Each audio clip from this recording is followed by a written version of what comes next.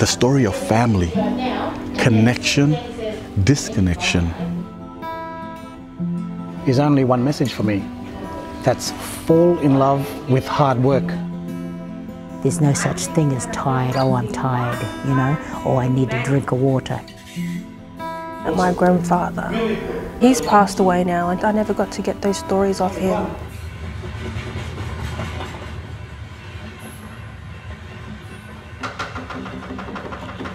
Roll call, roll call. Calling all men and boys traveling to WA. Top Western. What? Western. It was my personal story. I went on the line, I was only 18. And my Torres Strait Islander brother, we were both 18. But he was a Western Island brother, and I was from Eastern Island. But he was my brother. If I could just go back to when I went over there. I went over there when I was 15 and a half, 16 years old, and that's probably about 6 or 7 years after the world record was broken. So I went and worked on the Mount Tom Price Dampier line with my father and my older brother. On that line we had family, you know, and because of that family, we felt the need to impress. It was a sense of competitiveness, but yet a sense of a togetherness and a strength in that. And when we worked over there, I always remember waking up ready to compete the next day. We were throwing 6, 7, 8 metre sleepers, just him and I, and we were only 18. If you can do what I do as a grown man and you're 16 years old, if you can do what I do, I respect you. You've become a man. There's a spike to be found, QI hammer coming down. Working on the railway. Working on the railway. We're working for big home pay. Working to big home pay. Some rail needs shifting. QI crowbar we lifting. Working on the railway. We're working on the railway. We're working for bring home pay. Working to bring home pay. There's a family in need. There's a baby to feed on the island. The need and the want to that's my uncle. That's my uncle, you know. My goodness, I didn't worry about my safety. The heat wasn't there anymore. Like for me, even though it was stinking hot, I was sweating like anything. But no, we worked until we nearly dropped. They're very proud and they're very hard-working men. Get up in the morning, work, work, work. It's what they did back in the island.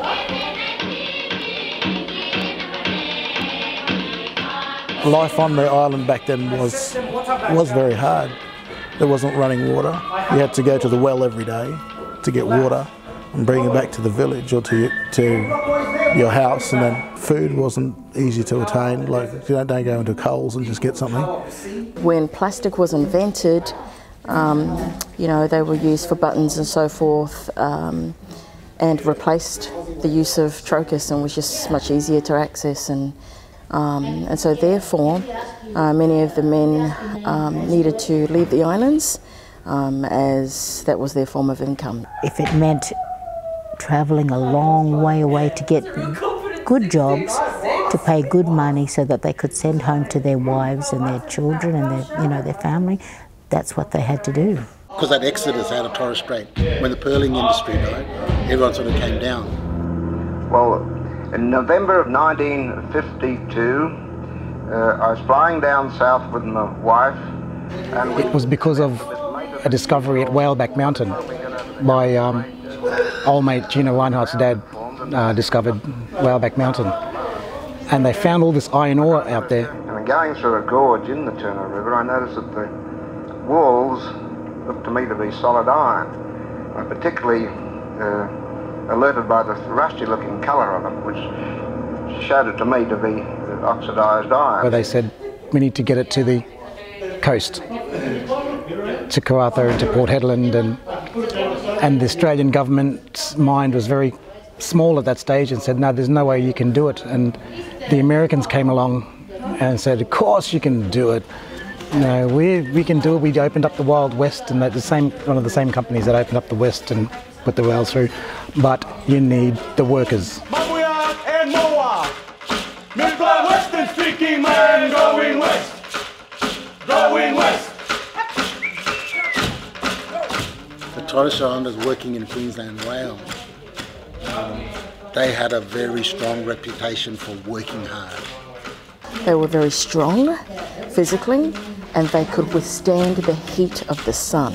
So they were the obvious choice to go and work in the Western Australian desert. Beautiful country, spinifex country. You know, the land was red from the iron ore. It was rusty.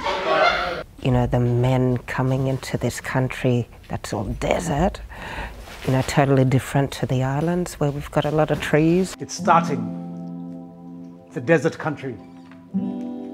I was an island boy, but I was thinking, could the power of this desert equal the power of the sea? So the Torres Strait boys found themselves working, building a rail line from the middle of the Pilbara out to all these places on the west coast. When the men leave the island, what does that leave the women to do? Everything, basically. Not only their own roles, but the roles of the men as well. So it was very taxing on the women to have their men away. And not for short periods of time, they were lengthy periods of time. These men would leave their families for about 12 months or, 24 months at a time. To only come back for a week or two during Christmas time. So, that's a long time for families to be apart. My grandmother having to not only be the mother of the house, but the father in the house and pick up pieces where my grandfather couldn't be there.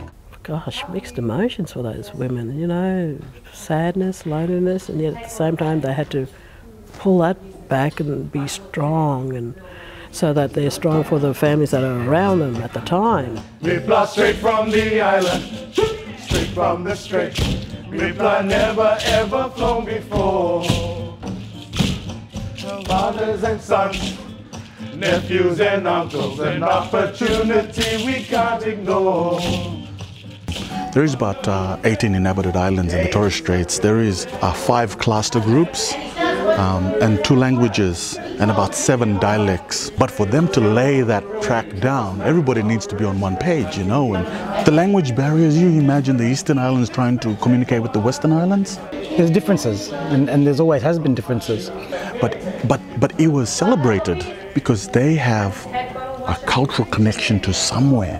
So when those men did come together, they became family, they became community. It was a family atmosphere, family unit, and that they all helped each other through the hard times. One person on their own, nobody kind of takes notice of, but when it becomes a community, gathering together with the same language, the same songs, the same stories, it's like, oh. They're representing that language they speak. They're representing their families back at home, and they represent their cultural heritage line. So that no matter where you are, you can be on the other side of the country. You've got your family there with you, And the strength of family being around you can make you work to the highest of your potential. It didn't matter if we were from Eastern or from Western or from Central, as you can hear in the background.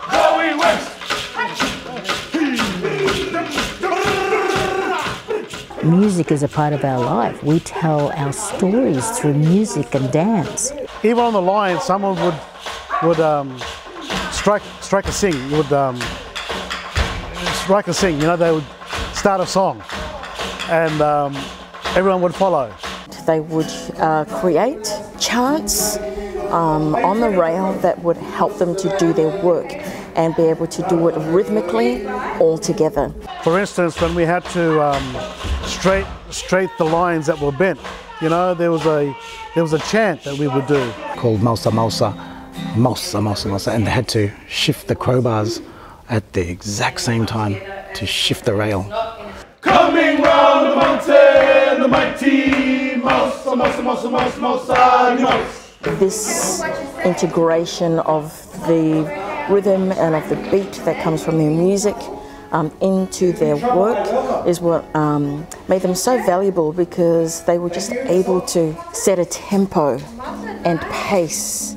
People that were building the rail saw the pace and the speed at which the boys were working, and they said, hang on a minute, I reckon you Torres Strait boys have got a crack at this world record.